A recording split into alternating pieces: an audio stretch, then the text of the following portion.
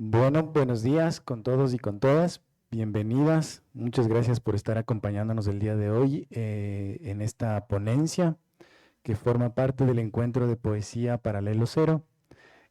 Para el Instituto Tabaleño de Antropología es una alegría y un orgullo formar parte de un encuentro de poesía. Eh, Creo yo que las artes y las ciencias sociales están más cerca de lo que nosotros creemos. Creo que la palabra, la sensibilidad y las artes también nos dan una mirada mucho más amplia de la realidad. Entonces, bienvenidos chicos y chicas y a la gente que nos sigue en las redes sociales. La ponencia el día de hoy nos acompaña Ana María Bustamante Correa con una ponencia titulada El dolor en la poesía escrita por jóvenes, una mirada desde la sociología de las emociones. Voy a comentarles un poco quién es Ana María. Nos acompaña desde Medellín, Colombia. Es una escritora y fotógrafa nacida en Medellín, Colombia, en 1992. Es socióloga y magíster en sociología, con su tesis El dolor en la poesía escrita por jóvenes de Medellín, que obtuvo una distinción cum laude por la Universidad de Antioquia. Estudió Historia del Arte en Florencia, Italia, en el curso 2022-2023.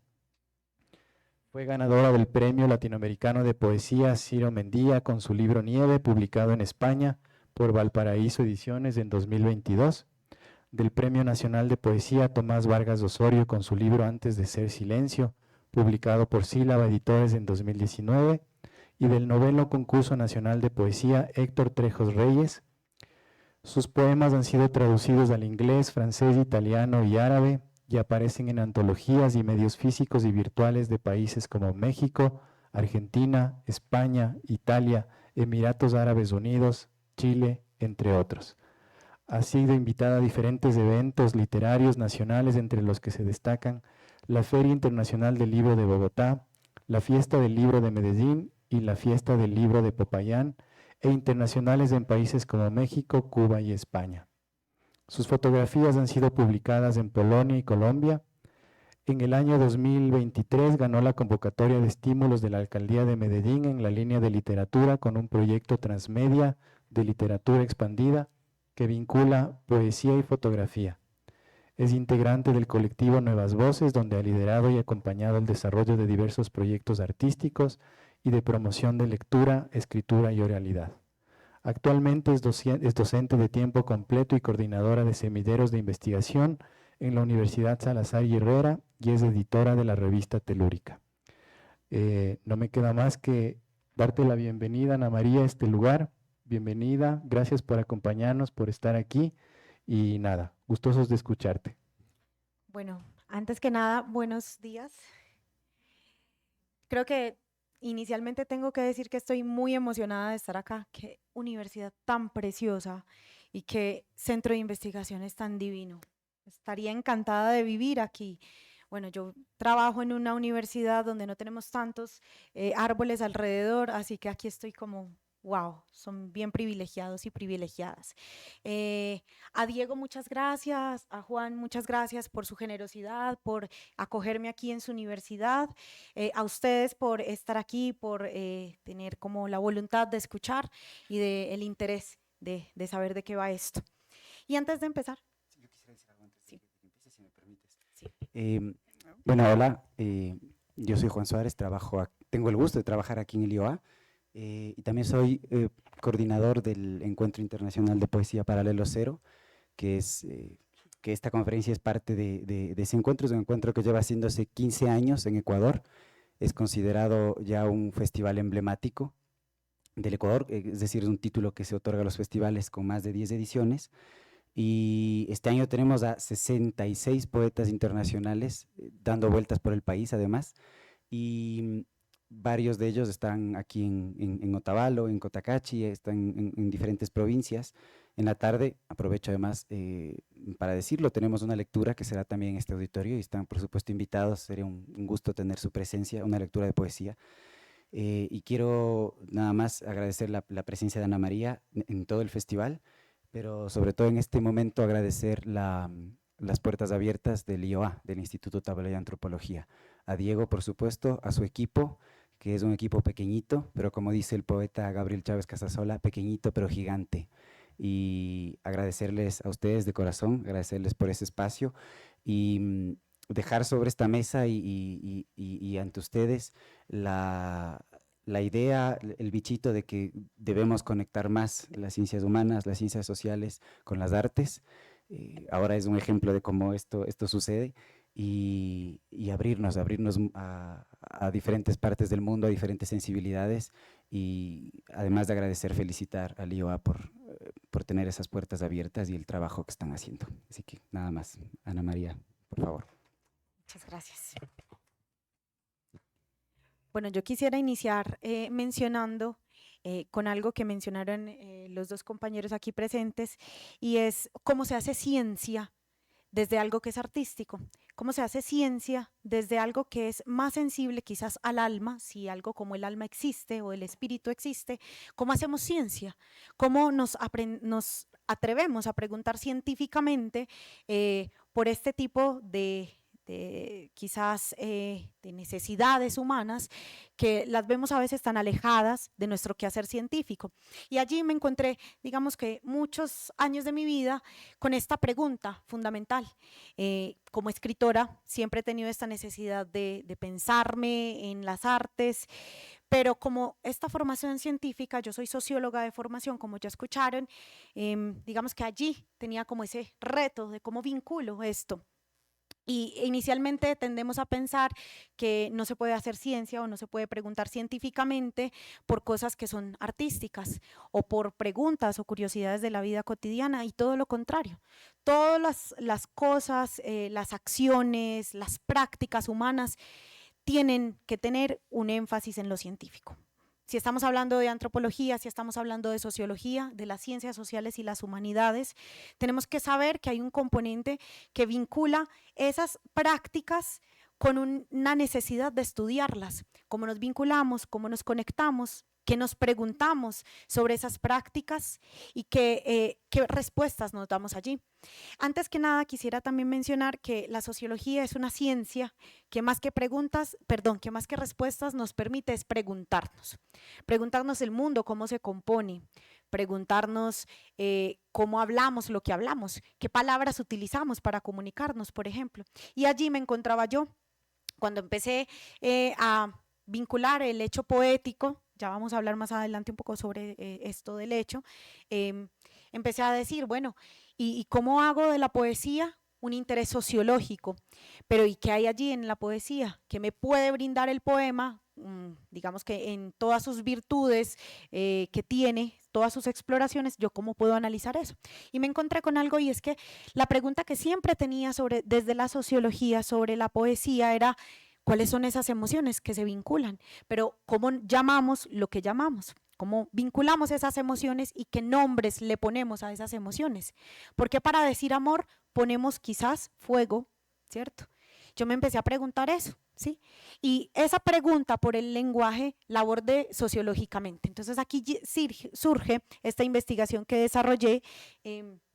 Esta investigación se deriva de mi maestría en sociología. Bueno, ¿qué le pasó bien? ¿Y a dónde apunto? Ah, ya, está bien. Listo. Empecé a preguntarme por cómo se nombra lo que se nombra. Pero antes de ir a intentar responder esa pregunta, antes de tratar de abordar sociológicamente y científicamente esta pregunta, es necesario que hagamos una mirada del contexto, porque no podemos entender las prácticas sociales, las formas en que nos comunicamos, sin entenderlo en un contexto en particular, en una temporalidad particular y en una espacialidad particular. Si nosotros no nos preguntamos por todas esas actividades humanas dentro de un contexto en particular, estaríamos viendo solamente la punta de un iceberg, ¿sí? Porque no es lo mismo hablar de una práctica que se lleve a cabo en humanos y humanas en Japón que una práctica que se lleve a cabo en una comunidad indígena en Colombia, ¿cierto? No hay algo que nos vincule en tanto prácticas, porque esas prácticas se han desarrollado culturalmente con el tiempo, ¿cierto? Entonces, inicia esta pregunta inicialmente en Medellín, mi ciudad, de la que vengo. Ya me imagino que ustedes habrán escuchado muchas cosas que se dicen sobre esta ciudad, pues Medellín, y digamos que es necesario que hagamos un pequeño recuento para reconocer ese contexto del que vengo, ¿sí? Medellín es una ciudad que ha sido profundamente golpeada por las dinámicas del narcotráfico, y todas estas dinámicas derivadas de esas actividades del narcotráfico han imprimido en nuestros habitantes unas formas especiales de ser y de habitar ese espacio. Entonces vamos a hablar de esa Medellín de los años 90, de los años quizás entrando los 2000, donde sí tuvo mi mirada, ¿sí? Y antes de que hagamos un zoom más grande en el grupo que les vamos a hablar, ese grupo social del que les voy a hablar, quisiera hablar un poco entonces de ese contexto social particular. Medellín, como les digo, es una ciudad profundamente golpeada por el narcotráfico, con unas dinámicas tristes, ¿sí? Que han tenido una herencia, aún se vive en la actualidad. Me imagino que han visto un montón de películas, ¿sí? De series, y creo que de lo que se habla sobre Colombia, pues he estado en Europa varias veces y lo primero que me dicen es Pablo Escobar, por ejemplo. Pero entonces este nombre tan rimbombante y quizás tan difícil de abordar, en Medellín ha dejado una huella enorme, ¿sí? Y aquí entonces entra lo que empieza a conformar esta pregunta mía por el lenguaje. ¿Qué pasa en una ciudad como Medellín, tan profundamente golpeada por estas dinámicas del narcotráfico? ¿Qué pasa y por qué se está escribiendo poesía? ¿Por qué en tanto número? ¿Por qué hay tantas personas que tienen colectivos, que tienen revistas, que tienen grupos literarios? ¿Por qué en una ciudad que ha padecido una violencia tan profunda? ¿Sí? Y cuando hablamos de violencia profunda, entonces tendríamos que tocar casos como carros bomba, por ejemplo, asesinatos masivos en cascos urbanos, ¿sí? Digamos que a mí me tocó ver eso cuando estaba creciendo, cuando era niña, pues me tocó esquivar las balas saliendo de la escuela. Imagínense, me tocaba encerrarme en la casa, tirarme al piso porque, claro, entonces este nombre, quizás Pablo Escobar, que es tan nombrado, en realidad es una figura muy negativa en mi ciudad, pero entonces yo me empecé a preguntar, ¿qué es lo que se nombra en esos poemas, en esa literatura que están escribiendo los jóvenes en Medellín? Y como grupo social, ¿por qué son precisamente los jóvenes en la actualidad quienes tienen un montón de revistas, un montón de colectivos poéticos? ¿Por qué en esta ciudad tan particular, quizás que tendría de pronto una inercia de violencia y no que tuviera un acercamiento de pronto en lo cultural y lo literario? Entonces aquí vamos a hablar de esto. Y es que dentro de Medellín hay un montón de colectivos, como les digo, revistas, que han posibilitado que se gesten otras formas de comunicarse, otras formas de ser y de estar. Entonces aquí podríamos entonces hablar del arte como una dinámica de resistencia, ¿sí? Resistencia en las comunidades, resistencia en los espacios, resistencia en los territorios, que ya sabemos que los territorios son espacialidades en las que hay unas prácticas particulares, unas prácticas, unas acciones, unos intereses y que está conectado con unas sensibilidades culturales.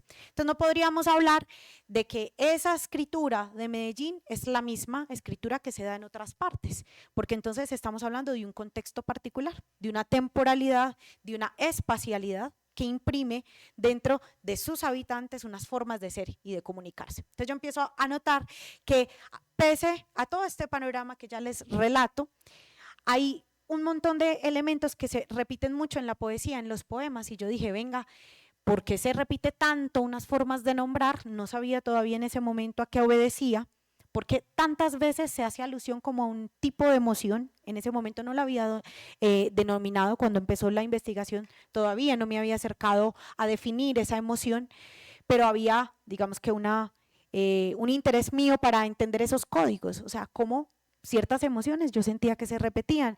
Yo leía poesía, digamos, de Cuba, y de pronto era más cercana a la descripción de elementos naturales, del agua, de la piedra, de la tierra, pero entonces leía la poesía que se escribe en Medellín y yo decía, aquí hay algo, ¿sí? Aquí hay una especie de rasgadura y quizás una especie de fractura en la forma de enunciar, y me doy cuenta que quizás esa fractura era el dolor. Entonces dije, mi pregunta es, ¿cómo, de qué manera, metáforas, discursivamente se nombra el dolor en la poesía escrita por jóvenes de Medellín? Pero entonces no podríamos hablar de los jóvenes sin tratar de delimitar precisamente qué es ese ser joven, ¿sí? Que es una de las categorías principales de esta investigación. No podríamos hablar de un grupo poblacional sin entenderlos dentro de ese contexto. No podríamos decir que alguien de 14 años es la misma persona de 14 años en otro lugar del planeta. Sí, no podríamos ubicarlos en el mismo grupo poblacional, porque cuando hablamos de un grupo poblacional estamos diciendo que se comparten características. Entonces vamos a algo fundamental y el primer consenso al que quiero que lleguemos. No podríamos hablar de definir las juventudes en torno a rangos etarios, es decir, de edad, ¿sí? Para Colombia, los jóvenes son asumidos entre los 18 y 28 años de edad. Pero ya sabemos que cuando uno cumple 29, pues no dice, ay no, ya soy vieja, ¿cierto? Uno no dice, se levanta al día posterior a su cumpleaños diciendo, no, ya no soy joven, eso no funciona así. Y si estamos hablando de las ciencias sociales, tenemos que entender que las juventudes tienen que asumirse desde una mirada plural, ¿sí? Desde todas las particularidades, desde todos los elementos que configuran lo que es ser joven. Y aquí, digamos que encontramos unos puntos en común entre las ciudades latinoamericanas y sus juventudes, ¿sí? Se han puesto sobre los y las jóvenes etiquetas comúnmente asociadas a actores derivados de las violencias. Entonces el joven es ese adulto incompleto, el joven es ese que le falta un poco para entender la realidad, el voluble, pero también la víctima y el principal victimario y responsable de los males de la sociedad. Y esa es la población juvenil que entiendo que existe en Medellín y que existe en ciudades latinoamericanas como Ciudad de México, por ejemplo. El joven es visto como un no adulto, como alguien incompleto, como alguien incapaz de desarrollarse o como alguien incapaz de actuar. Pero entonces aquí viene esta pregunta, ¿por qué ese joven voluble e incapaz? Entendamos que estas son categorías que no necesariamente se acercan a la realidad, pero las escuchamos todo el tiempo, ¿cierto? El joven es el principal responsable de todos los males que existen, digamos, en un contexto en particular, pero ¿por qué? ¿Y por qué en una ciudad como Medellín, que ya les hablé un poco, más o menos, cómo se configura esta ciudad, que además de la violencia tiene sectores profundamente golpeados también por la pobreza, cómo hay unos grupos de juventudes que están haciendo poesía, que son tan numerosos en una ciudad que no es tan numerosa? Entonces yo hacía la comparativa con Bogotá. Bogotá es una ciudad de 8 millones de habitantes y yo pensaba, si empiezo a mapear y a rastrear digamos, las revistas, grupos, colectivos que existen, que están haciendo poesía, porque no son tan numerosos como Medellín, que tiene 2 millones de habitantes. Y yo dije, ¿por qué hay tantos haciendo lo mismo? ¿Y por qué hay tantos hablando de lo mismo? Porque hay tantos hablando del dolor. Y ese dolor, ¿cómo se nombra? ¿A qué obedece? ¿Qué lo motiva? ¿Y por qué está allí? ¿Sí? Y podríamos decir que entonces la investigación podría resolverse con una respuesta de pronto muy a priori y quizás no abordada con esa realidad, pues quizás desde una realidad empírica que no esté de pronto vinculada con un análisis de los datos, y sería irresponsable hablar de una investigación dando una respuesta únicamente desde un conocimiento empírico, que ya sabemos que parte de la experiencia. Pero entonces yo dije, voy a analizar científicamente desde la sociología esta emoción, que es el dolor, cómo se nombra, por qué está allí, por qué se vinculó en el poema y a qué obedece. Desde el principio yo diría, bueno, ¿será que la violencia derivada del narcotráfico podría ser una de esas explicaciones? Pero esa explicación es una mera hipótesis y ya sabemos que una hipótesis es una idea que no ha sido validada científicamente. Es una idea que nos orienta para preguntarnos científicamente. Entonces aquí tendríamos que decir algo, que no es la primera vez que en Medellín se haya dado un acontecer literario con esta intensidad. Ya en los años 60 hubo un movimiento muy grande que se llamó el nadaísmo en Colombia, que surgió en Medellín, y digamos que este movimiento nadaísta, que eran principalmente pues unos filósofos que escribían poesía, se dedicaron a retratar la sociedad de su época, un poco en contraposición de esta presión cristiana, católica, sobre una sociedad que era que tenía unos grandes dogmas y que además era muy moralista. La sociedad de Medellín era muy moralista en su momento. Empiezan a utilizar la poesía y la literatura como un mecanismo de participación política en lo público, es decir, una forma de participar políticamente y hacer una denuncia frente a lo que ocurría socialmente. Entonces, digamos que ya teníamos unos antecedentes en Medellín. Esos antecedentes, claro, están conectados con lo que se está haciendo actualmente a nivel poético en la ciudad. Entonces volvemos al tema del dolor. Y yo dije, sociológicamente, ¿cómo se entiende el dolor? ¿Cómo entendemos el dolor? ¿Cómo lo asumimos y lo analizamos desde la sociología? Entonces aquí, digamos que esa pregunta finalizó en qué tipo de metáforas y qué tipo de imágenes poéticas se vinculan en el poema. Listo. Digamos que como ya habíamos definido entonces este grupo poblacional que son los jóvenes, los y las jóvenes, y que no lo vamos a definir en un rango etario porque eso sería limitar precisamente sus posibilidades, vamos a hablar de los jóvenes en términos generacionales, ¿sí? ¿Cómo así que en términos generacionales? Quizás para hacernos una idea, aquellos y aquellas que han nacido a partir de los 80 y que dentro de sus códigos que les permiten interpretar el mundo, asumirlo, conocerlo. Hablemos de que un código es, digamos que, un mensaje que está dentro de un espacio muy específico, casi que, digamos que la analogía más precisa de código actual podría ser el sticker que usamos en WhatsApp, ¿cierto? Mandamos un sticker que codifica una información, tú lo entiendes, pero quizás si enviamos el mismo sticker a nuestros padres, de pronto no lo van a entender. No sé si les ha pasado que envían emojis a sus padres y ellos son… O que yo le cuento cosas tristes a mi madre y me manda un emoji riéndose y yo. Claro, ya no estamos en el mismo código, no estamos entendiendo ese código. Entonces yo decía, listo, ¿cómo entendemos generacionalmente a las juventudes? Tenemos que entenderlo entre quienes comparten el mismo código y quienes nacen a partir de los 80, por poner solamente una fecha, ¿sí? Compartimos un código que es generacional, ¿cierto? Y que está atravesado por esa adaptación de lo digital.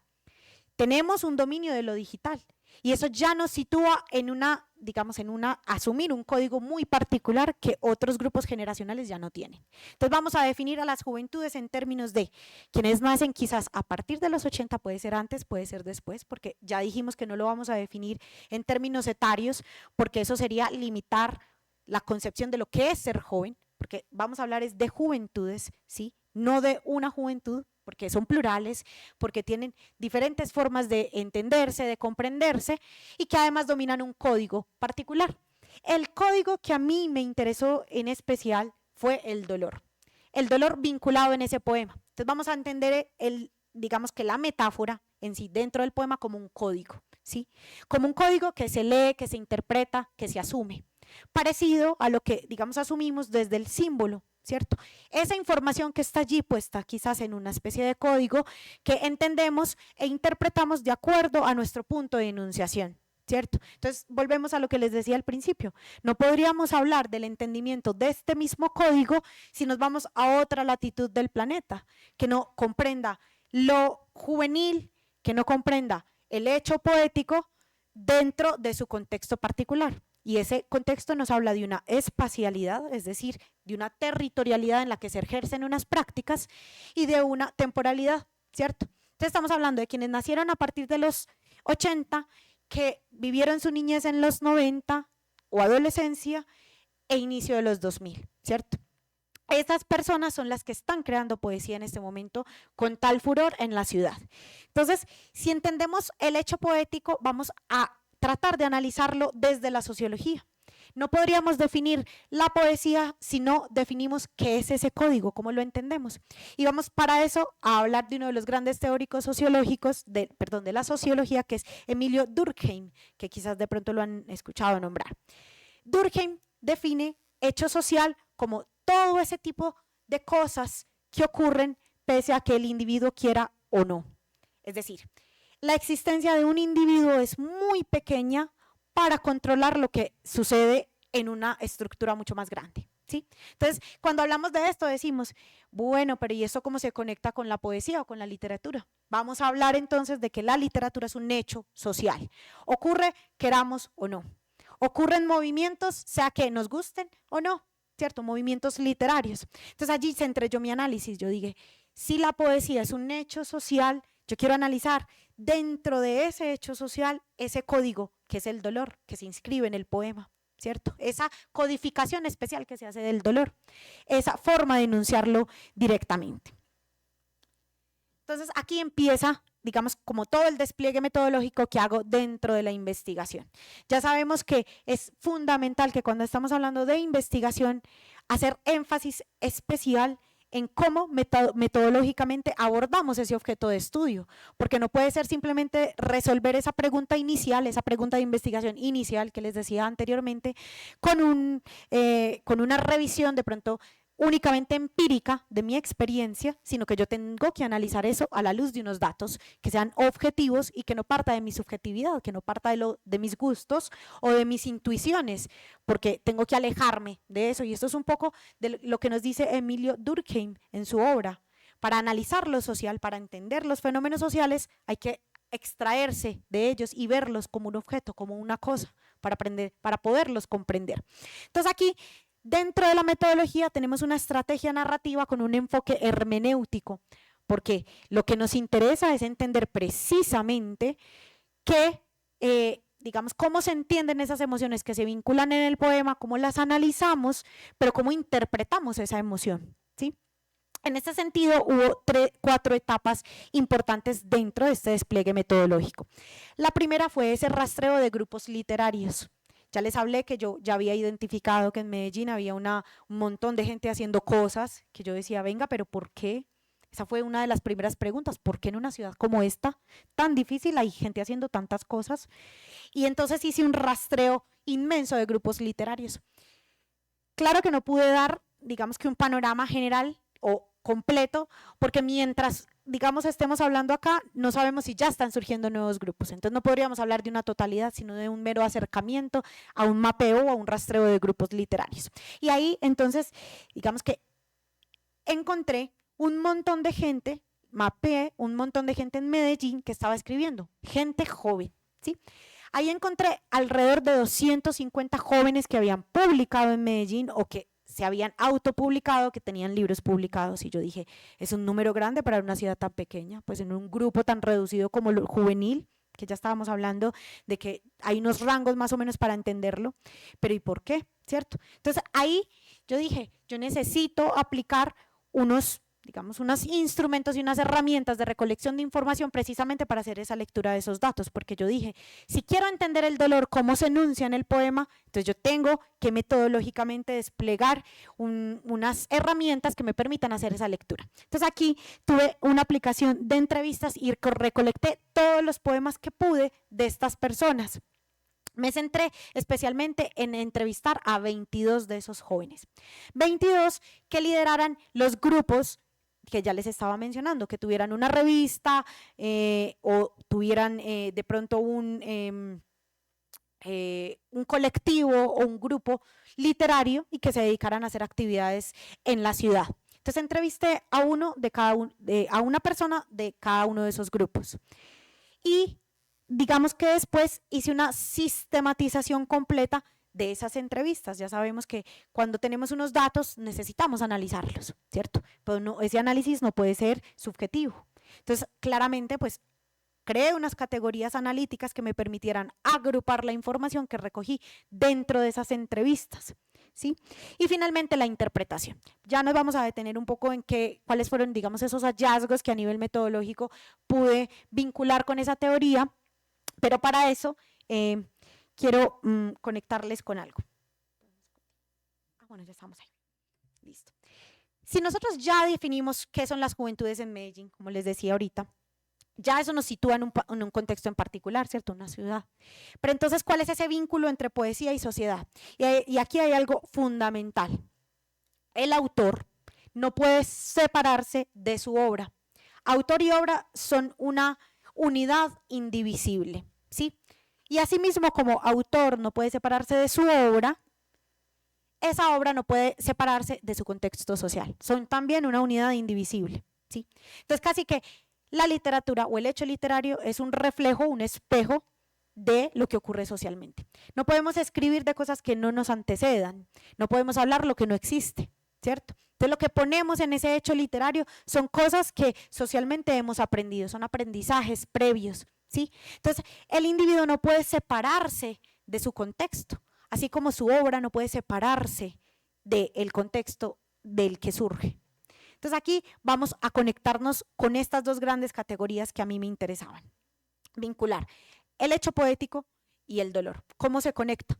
Ya sabemos en qué grupo poblacional, pero ¿por qué el dolor? ¿Cómo lo entendemos? Pero para eso vamos a definir primeramente qué son las emociones.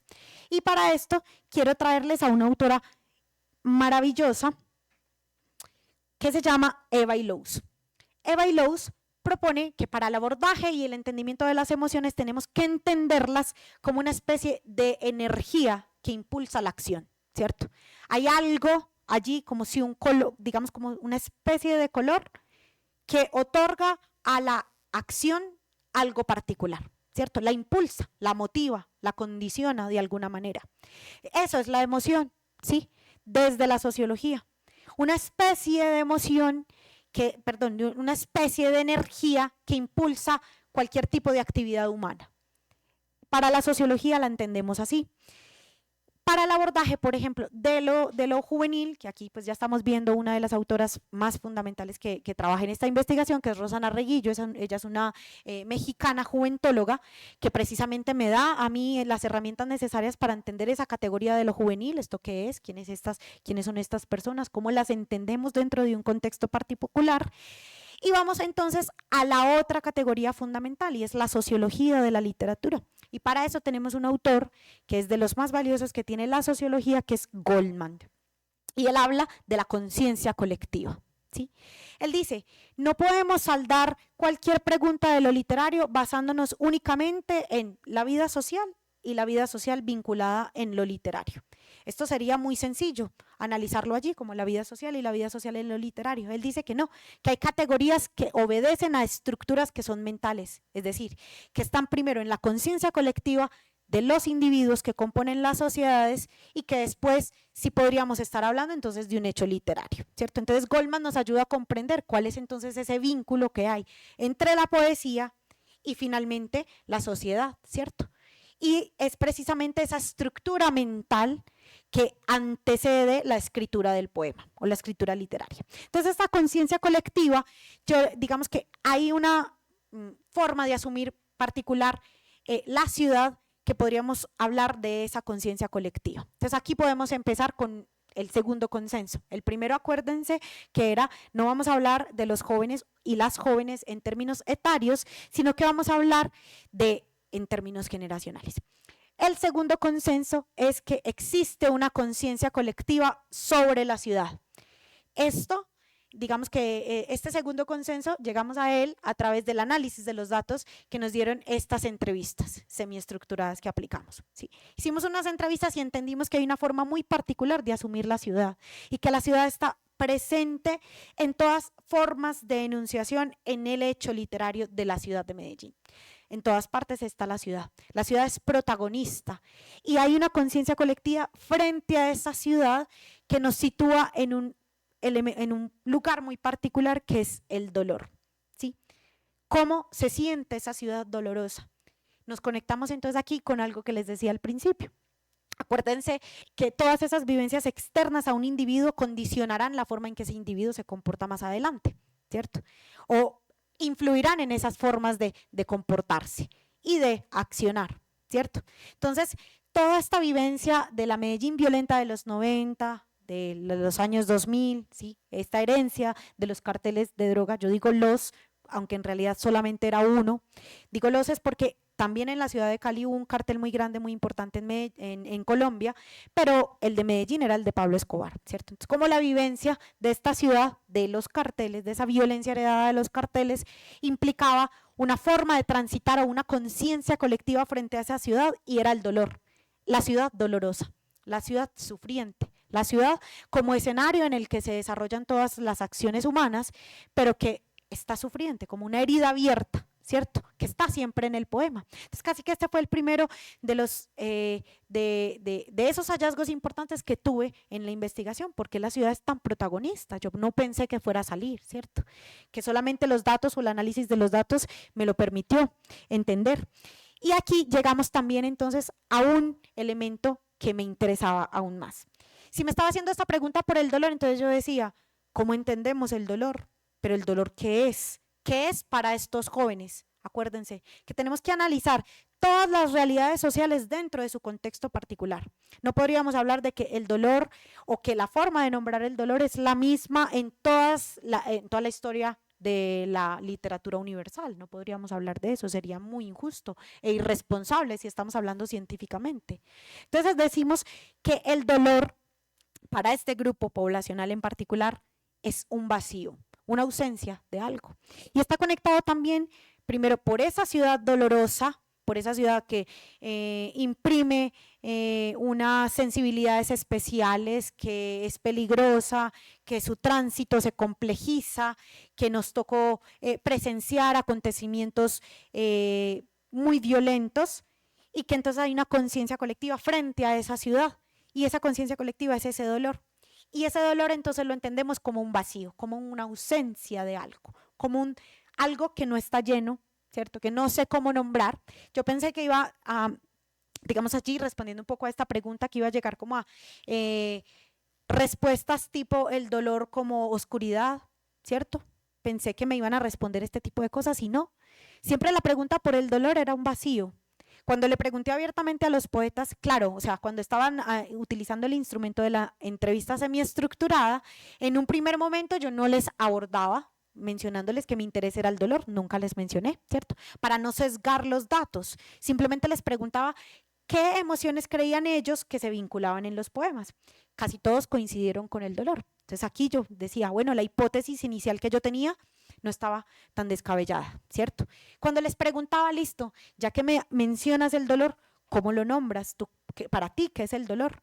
Para todos fue muy difícil descifrarlo, definirlo. Sabían como esa definición quizás de pronto desde lo más físico, como que me duele el pie, me duele la cabeza, ¿cierto? De pronto orgánica, pero entonces a mí me interesaba era emocionalmente, ¿tú cómo lo defines? Y siempre estaba eso, me decían, es un vacío, me falta algo, me falta mi hermana, mi padre lo mataron, es un vacío, ¿cierto? Que se conectaba precisamente con esa herida abierta de la ciudad, ¿sí? Y este vacío entonces, ¿cómo lo entendemos? Como una desesperanza sobre el mundo, quizás como un futuro que no ofrece las suficientes oportunidades precisamente para este grupo poblacional que son los jóvenes y las jóvenes de la ciudad, entonces como esa desesperanza frente al mundo. Entonces aquí, para hacer digamos como un recuento de lo que venimos hablando hasta ahora, digamos esto en particular. Hay una conciencia colectiva frente a la ciudad, entonces hay una conciencia colectiva también sobre el dolor asumido como un vacío y ese vacío interpretado como una desesperanza sobre el mundo, ¿sí? Vean que aquí ustedes lo ven como en unos cuadritos muy sencillos, ¿cierto? Pero esto tuvo un análisis inmenso, ¿cierto? De horas y horas de entrevistas, de codificar esas entrevistas y analizar precisamente esos datos y darle unas categorías analíticas que me permitieran precisamente llegar a estos consensos. Porque cuando estamos hablando de ciencias no podemos hablar de unos resultados que esperamos o que queremos llegar, sino que tenemos que hablar a la realidad de esos datos, ¿cierto? ¿Qué me muestran esos datos y yo qué puedo concluir a la luz de esos datos? Listo.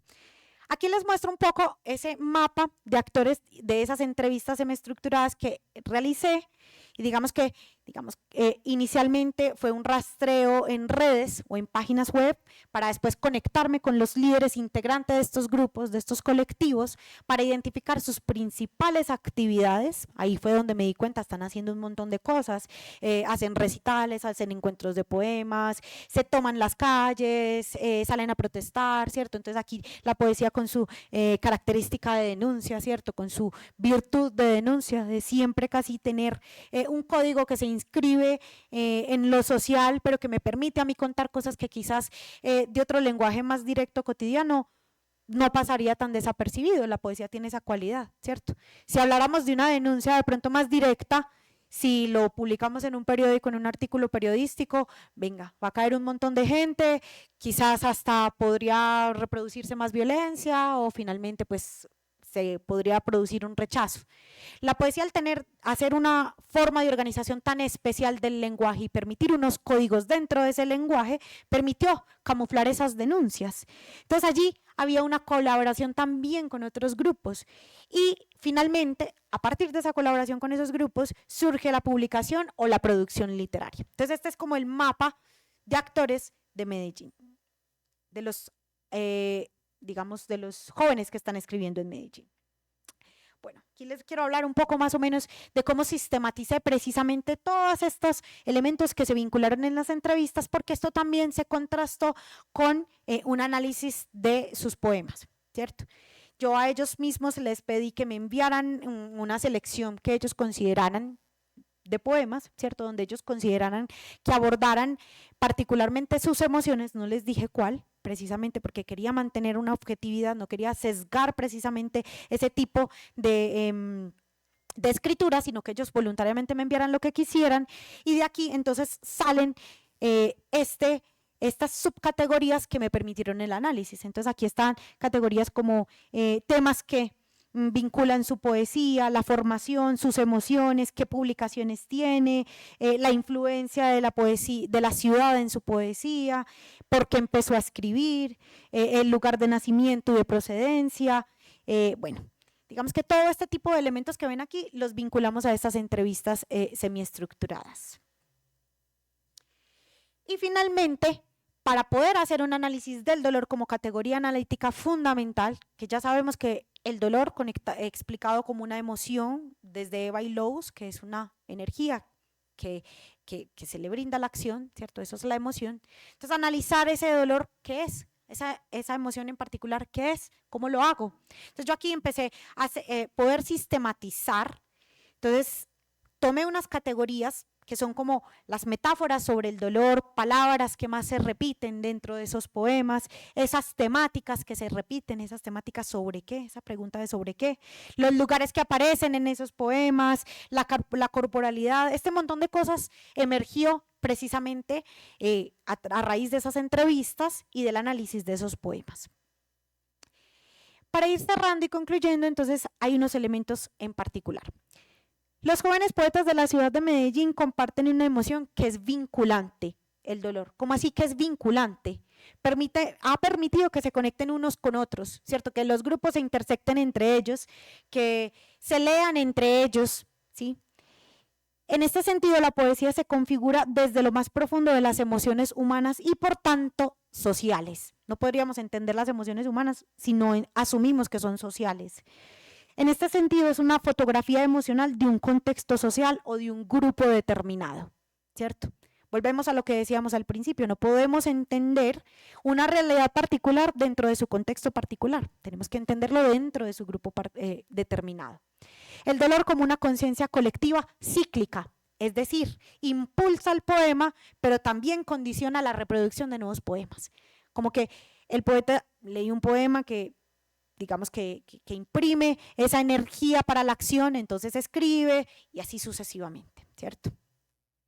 La conciencia colectiva de los poetas jóvenes sobre la ciudad es el dolor, y su forma de comprenderlo y asumirlo en la poesía es como un vacío que puede explicarse como una desesperanza sobre el mundo, que ya lo habíamos hablado anteriormente. Entonces el dolor, como esa sensación de vacuidad, está conectado con esa imposibilidad de definir o entender el dolor desde una forma precisa en el poema. Y aquí surgió un elemento particular que yo creo que puede ser dar muchas luces a las realidades de las ciudades latinoamericanas, y es que los estímulos públicos o los recursos públicos están muy conectados precisamente con el quehacer de estas actividades. Cuando hay una inyección de dinero público, precisamente son los jóvenes y las jóvenes quienes están participando en este tipo de convocatorias precisamente para participar de estos recursos que les permita desarrollar estas actividades. Entonces aquí, digamos que con esto cerramos. Quiero mencionarles, como les decía al principio, no podríamos hablar de una totalidad. Siempre que hablamos del hecho literario tenemos que entenderlo, definirlo dentro de un espacio en particular. El hecho literario tiene sentido en el grupo desde el que se gesta, y si vamos a hablar de las emociones que se vinculan en el hecho literario, tenemos que hablar de que son emociones para ese grupo en particular, no son emociones que son universales. Si vamos a analizar la poesía española, tendríamos que analizarla en ese contexto en particular. Podemos hacer un tránsito desde acá, claro, ¿sí? Pero tenemos que comprender que hay unas particularidades que han condicionado esas formas de escribir. Y bueno, con esto cierro, también motivándoles a que sigan haciendo de las artes o del hecho, por ejemplo, poético, un análisis que puede tener, digamos, una consonancia desde la ciencia, podemos analizar científicamente cualquier elemento de la vida humana y sobre todo si estamos hablando de ciencias sociales y humanas, tenemos que saber que cualquier actividad humana es susceptible de ser analizada. Profe, es que a mí me gustan mucho los videojuegos, allí también hay un elemento interesante que podemos analizar. Es que a mí me interesa, no sé, ver cómo se cocina, ¿cierto? Que, por ejemplo, dentro de la antropología hay un interés inmenso de cómo cocinar o las formas culinarias dan unos elementos particulares sobre esa sociedad, ¿sí? Entonces podemos seguir haciendo ciencia de cosas que creemos que no son científicas, pero para eso necesitamos un buen despliegue metodológico que nos permita precisamente analizar esos datos. Muchas gracias.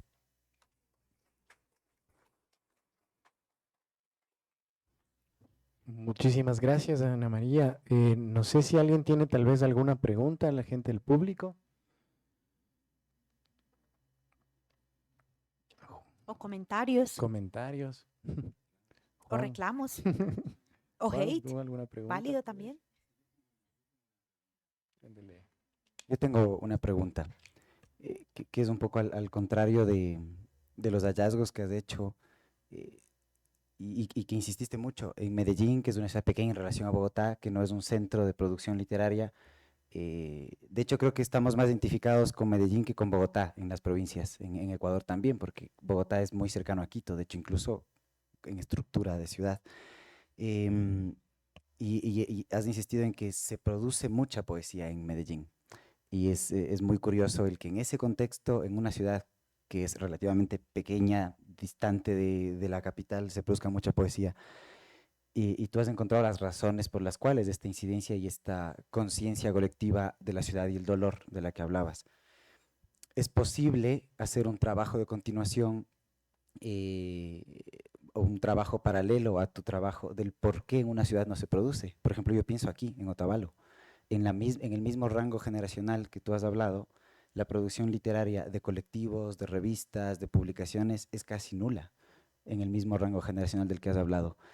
¿Tú crees que es posible hacer el mismo análisis a la inversa, ¿no? De por qué no se ha generado esa producción? Bueno, hay dos cosas. La primera es que creo que les mencioné al principio que las artes en Medellín y en particular la literatura ha sido una forma de resistir a esas violencias, ¿cierto?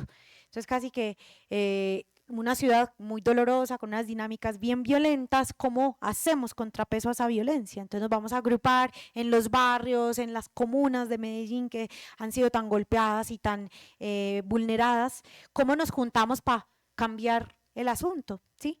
Entonces ahí como que entender que las artes son un canal necesario y casi que es un recurso al que habitualmente se va para precisamente nombrar y hacer resistencia, ¿cierto? Entonces, por ejemplo, podríamos aquí mencionar el graffiti, por ejemplo, o las producciones audiovisuales amateurs o autogestionadas, quizás, ¿sí? Entonces, quizás en Medellín fue eso, el arte como un vehículo para la transformación, que es un vehículo de resistencia. Pero yo creo que ahí tendríamos que preguntarnos en una ciudad como esta, de pronto por las motivaciones y todos sus elementos contextuales, porque todo el contexto está dando una información que es necesario analizar dentro de sus particularidades. Entonces, quizás es preguntarnos cuáles son esas motivaciones.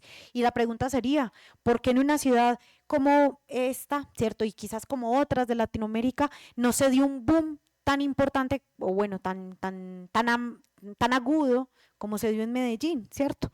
De pronto esa podría ser la pregunta, ¿cuál es la motivación para la creación artística? O quizás por qué no se crea con tal, de pronto, intensidad como en este tipo de ciudades, porque sé que por ejemplo podríamos trazar un puente quizás con México, esto sí lo digo de forma quizás muy irresponsable, es una lectura que hago de forma individual. Hay unas ciudades de México y unos sectores muy particulares de México donde también sucede algo particular, y es un país que ya sabemos que actualmente está siendo golpeado por los carteles de droga y por violencias muy agudas. Entonces, ¿por qué? ¿Cierto? Porque en esos espacios pasa eso.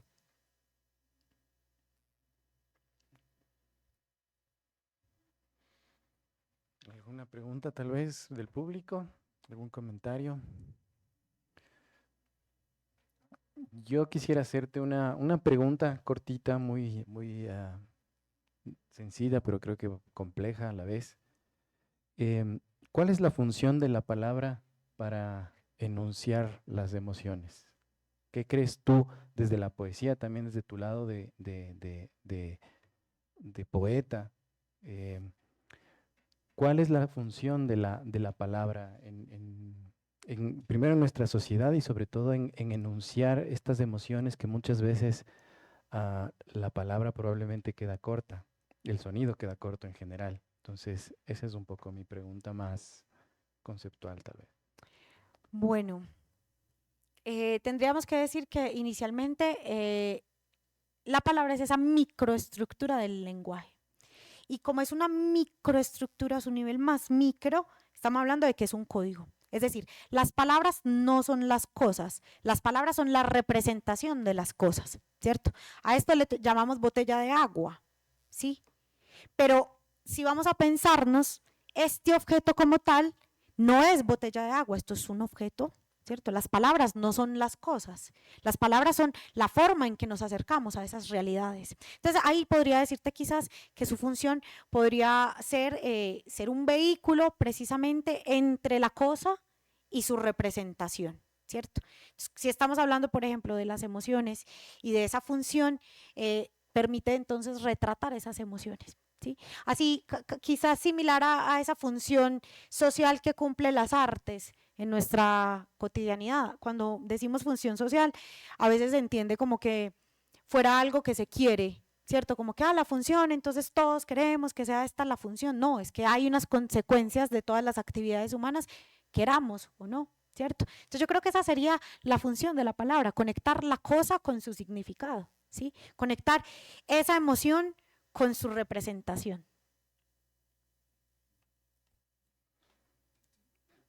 Bueno, muchísimas gracias, Ana María. Muchísimas gracias, Juan, también, y al Festival Paralelo Cero por dar